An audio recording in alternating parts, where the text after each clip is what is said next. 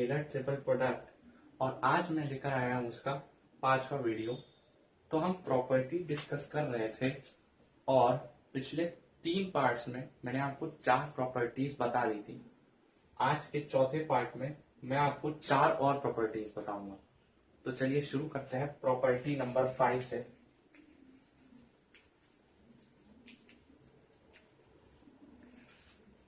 तो property number 5 क्या कहती है, इफ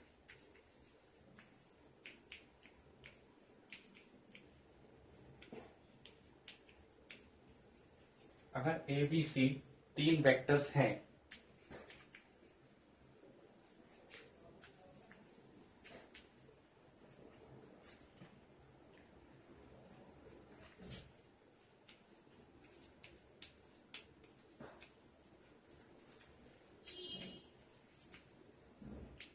और कोई लेमडा है जो कि एक स्केलर क्वांटिटी है, कोई भी मैंने मान लिया एक लेमडा है जो एक स्केलर क्वांटिटी है,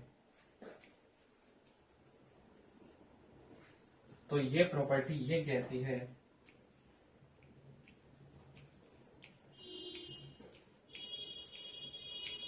कि अगर हमारे पास स्केलर ट्रिपल प्रोडक्ट के साथ लेमडा मल्टीप्लिकेशन में जुड़ा हो तो ये लेमडा बाहर आ जाता है ऐसे।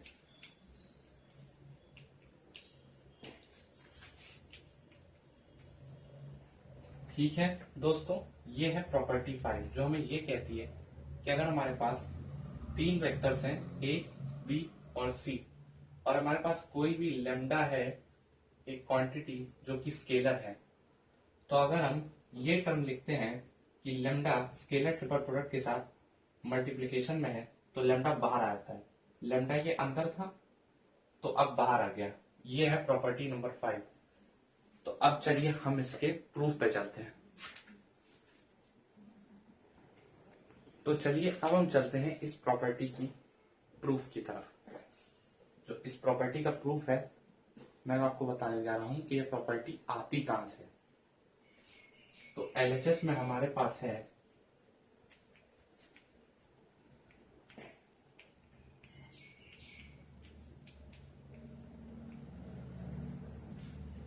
ये है हमारे पास। तो क्या मैं इसे ऐसे लिख सकता हूं,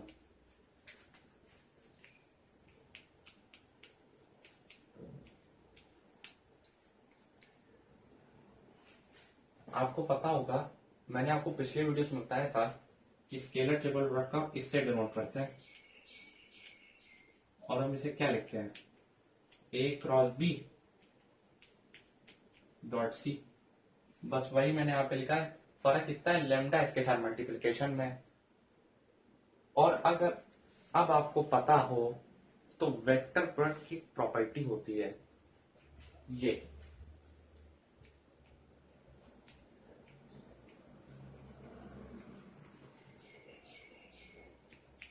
एक प्रॉपर्टी है वेक्टर प्रोडक्ट की कि अगर वेक्टर प्रोडक्ट के साथ कोई भी लेमडा स्केलर मल्टीप्लिकेशन में है, कोई भी स्केलर क्वांटिटी और लेमडा है, चाहे वो एम हो चाहे एन हो कोई भी हो, उसके साथ मल्टीप्लिकेशन में है, तो एक बार ये कंडीशन होती है और एक बार ये कंडीशन होती है।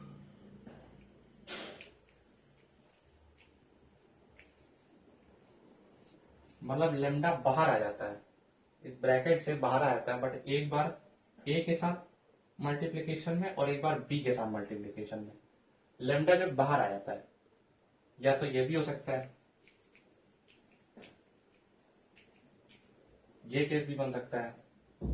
तो लेमडा क्या होता है, किसी भी वेक्टर के साथ मल्टीप्लिकेशन बाहर आता है। अब इसमें भी कुछ कंडीशन लगती है कि लेमडा की वैल्यू 0 से बड़ी है कि 0 से छोटी है, और जो स्केलर आपने लिया है उसकी वैल्यू 0 से बड़ी है कि छोटी है।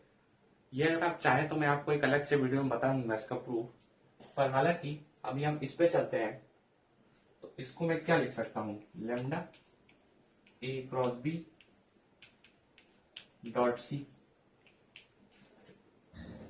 लेमडा बाहर आ गया क्योंकि प्रॉपर्टी है वेक्टर प्रोडक्ट की कि कोई भी लेमडा है वो बाहर आ जाएगा, यानी कि कोई भी स्केलर क्वांटिटी है। अब इसको आप क्या लिख सकते हैं, फिर से ये वाली फॉर्म लिख सकते हैं। तो बस लेमडा ए बी सी।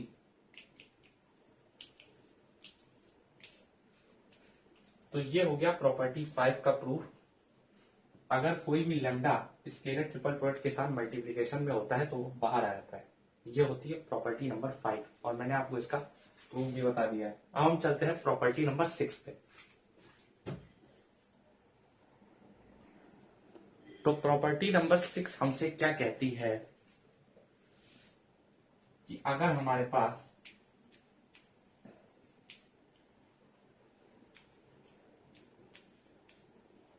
तीन वेक्टर्स हैं ए बी सी। अब क्या आपको स्टेटमेंट नहीं लिख पा रहा हूं क्योंकि उसमें टाइम लग जाता है, मैं आपको ऐसे एक्सप्लेन कर देता हूं कि अगर हमारे पास तीन वेक्टर्स हैं ए बी सी और अब की हमारे पास तीन स्केलर्स हैं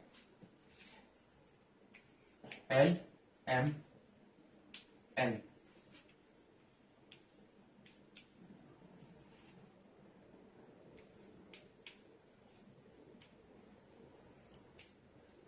अब की हमारे पास क्या है, तीन वेक्टर्स हैं और तीन स्केलर्स हैं। मान लीजिए हमारे पास तीन वेक्टर्स हैं और तीन स्केलर्स हैं। तो प्रॉपर्टी 6 ये कहती है कि अगर हर स्केलर क्वांटिटी, मतलब एक पर्टिकुलर स्केलर क्वांटिटी अगर हर वेक्टर के साथ मल्टीप्लिकेशन में आ जाए, जैसे कि ऐसे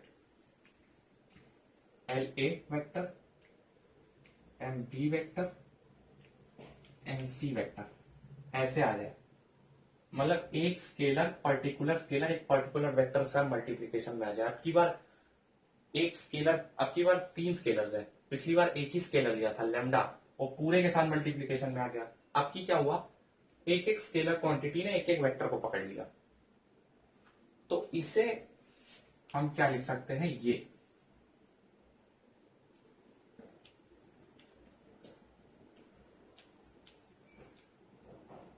बिल्कुल प्रॉपर्टी 5 ही है ये, बस उसका थोड़ा सा एक्सपेंशन है।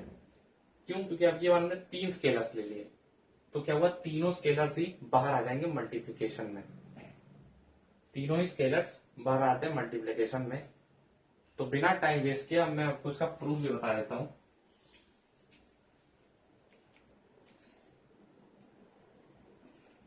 हमारे पास एलएचएस है ये,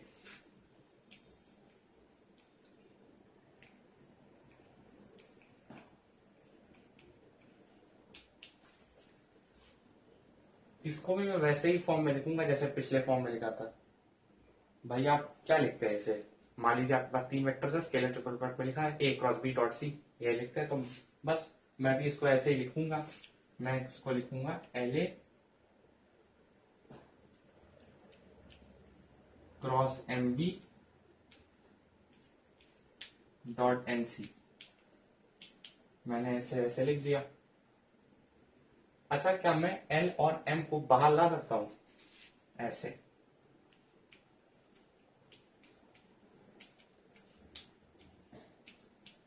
क्यों, क्योंकि मैंने अभी आपको बताया था कि वेक्टर प्रोडक्ट की प्रॉपर्टी होती है जब उसके अंदर अगर कोई भी स्केलर, चाहे वो एक हो चाहे दो हो, कोई भी स्केलर अगर मल्टीप्लिकेशन में हो उसके साथ, तो वो बाहर आ जाता है। देखिए एल और एम दो थे, दोनों बाहर आ गए। और अब मैंने क्या किया,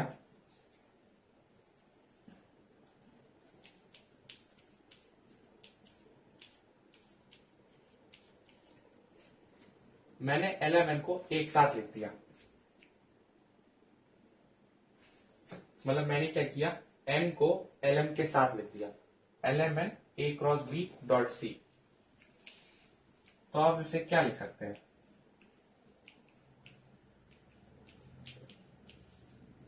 यही तो लिख सकते हैं। देखिए वैसा ही प्रूफ है, बस डिफरेंस इतना है, तीन वेक्टर्स हैं यहाँ पे, सॉरी तीन स्केलर्स हैं। पिछली बार एक ही स्केलर था, इस बार तीन स्केलर्स आए।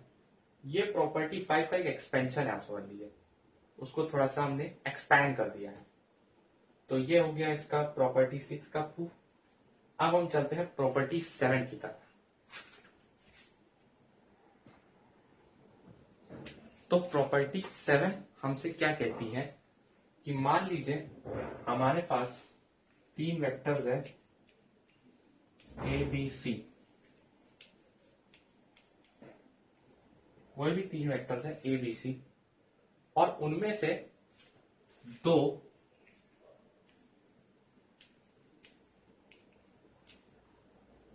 या तो पैरेलल है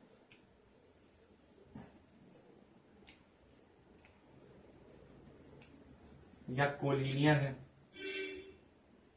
अगर मान लीजिए हमारे पास तीन वेक्टर्स है और उनमें से मान लीजिए कोई दो पैरेलल है या कोलिनियर है, मान लीजिए ए और बी पैरेलल है, बी और सी पैरेलल है या फिर कोलिनियर है,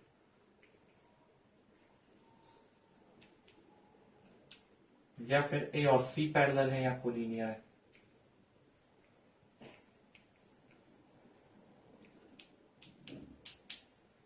मान लीजिए इनमें से कोई भी दो वेक्टर्स हमारे पास है जो कोलिनियर है या पैरेलल है। मैंने आपको कोलिनियर और पैरेलल में डिफरेंस समझाया था। कोलिनियर वो होते हैं जो एक ही लाइन पे होते हैं, पैरेलल वो होते हैं जो डिफरेंट लाइंस पे होते हैं। दोनों की कंडीशन एक ही होती है, कोलिनियर और पैरेलल की। तो इनमें से अगर कोई भी दो वेक्टर्स या तो पैरेलल है या कोलिनियर है तो जो स्केलर ट्रिपल प्रोडक्ट की वैल्यू होती है वो जीरो होती है। जो स्केलर ट्रिपल प्रोडक्ट की वैल्यू वो जीरो होती है। अभी में हम चलते हैं इसके प्रूफ की तरफ।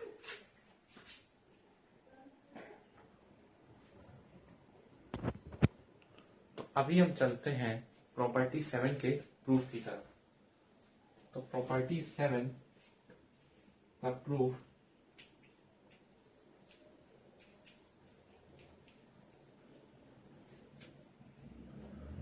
मुझे प्रूफ करना है अगर इसमें से दो वेक्टर्स कोलिनियर या पैरेलल होंगे तो उनका जो स्केलर ट्रिपल प्रोडक्ट की वैल्यू है वो जीरो होगी। कैसे, अब मैं आपको बताता हूं।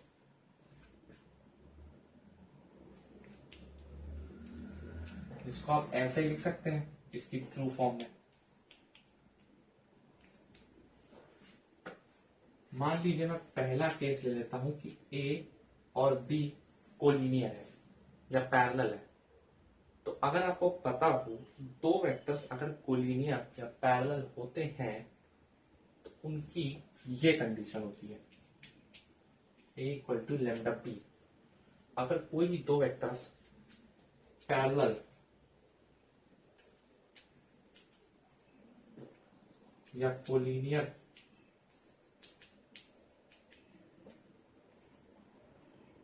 होते हैं, कोई भी दो वेक्टर्स अगर पैरेलल या कोलिनियर हो तो उनकी ये कंडीशन होती है। तो क्या मैं ए की जगह इस लैम्डा बी को सब्स्टिट्यूट कर सकता हूं? बिल्कुल कर सकता हूं। तो यहां से मैंने लिखा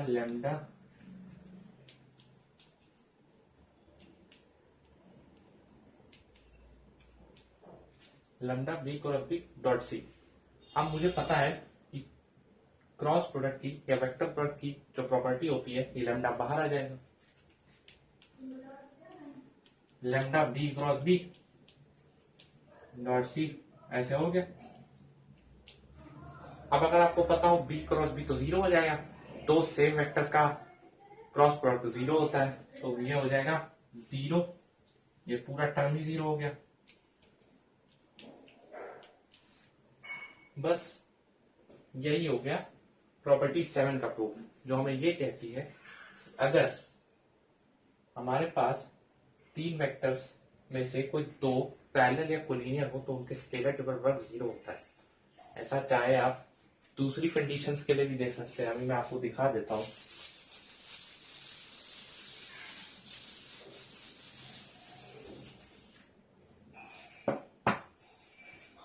दूसरा केस, अगर बी और सी कोलिनियर हो या पैरेलल तो बी इक्वल टू लैम्डा सी कह सकते हैं, बी इक्वल टू लैम्डा सी।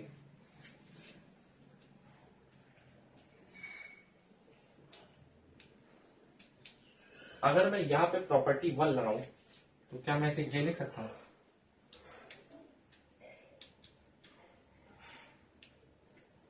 अगर आपको याद हो तो मैंने पहले पार्ट में प्रॉपर्टी 1 बताई थी कि अगर तीन वेक्टर्स को साइक्लिकली परम्यूट किया जाए तो उनका जो स्केलर ट्रिपल प्रोडक्ट की वैल्यू है वो सेम रहती है। अगर आपने वो वीडियो नहीं देखा है तो आप डिस्क्रिप्शन बॉक्स में जाके उस वीडियो को देख सकते हैं, लिंक मैं दे दूंगा और मैं पिन भी कर दूंगा ताकि आप उस वीडियो को देख लीजिए। जो पिछले 3 पार्ट्स मैंने बनाया उनको देखिए, वरना आपको इस वीडियो में ज्यादा कुछ समझ में आएगा नहीं। तो यहां पे मैंने B cross C dot A लिख दिया। अब पी की वैल्यू मैं यहां से सब्स्टिट्यूट कर सकता हूं, लैम्डा सी क्रॉस सी, ये लैम्डा बाहर आ जाएगा जैसे कि मैंने आपको अभी बताया ही था, और बस ये टर्म 0 हो जाएगा। देखिए मैंने आपको दूसरा केस भी दिखा दिया,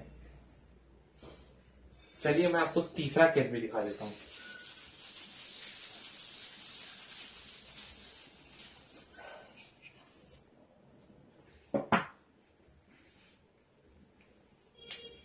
तीसरा केस क्या है, अगर ए और सी कोलिनियर है या पैरेलल है तो ए इक्वल टू लैम्डा सी, अगर ए और सी कोलिनियर है। यहां पे भी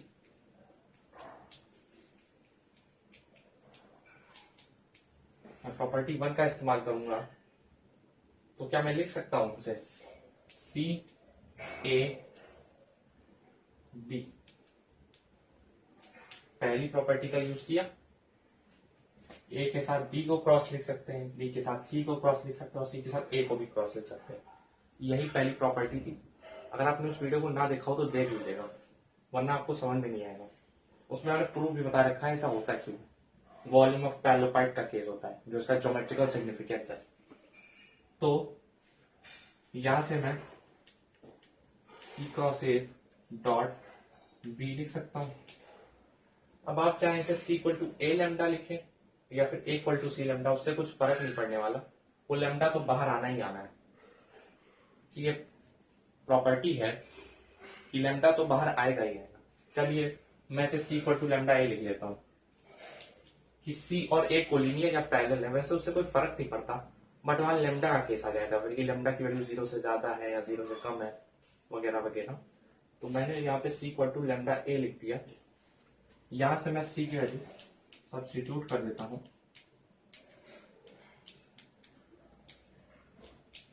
लैम्डा यहां से बाहर आ गया,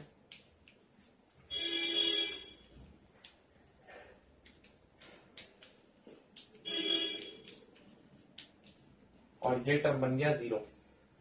तो ये मैंने आपको प्रॉपर्टी 7 के तीनों केसेस दिखा दिए हैं और यहीं पे मैं इस वीडियो को समाप्त करता हूं। अब कुछ 5 प्रॉपर्टीज बची हुई हैं जो मैं आपको इसके लास्ट पार्ट में बताऊंगा, जो अगला पार्ट में लाने वाला हूं 5th।